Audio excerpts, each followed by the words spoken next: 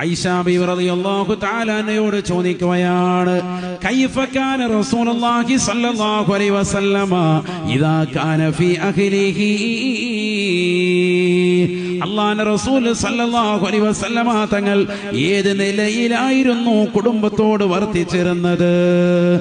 ആയിഷ ബീവി റളിയല്ലാഹു അൻഹ ലോക ജനതയോട് ഓർമ്മപ്പെടുത്തുകയാണ്, കാന യകൂനു ഫീ മിഹ്നതി അഹ്ലിഹി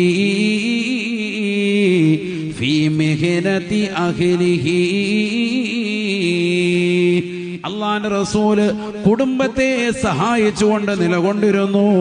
ഹദീസിലില്ലേ, വകാന യഹ്ലിബു ശാതഹു വയഖ്സിഫു നഅലഹു വയഖീതു സൗബഹു. അല്ലാഹുവിന്റെ റസൂല് ആടിനെ കറവ് നടത്തിയിരുന്നു.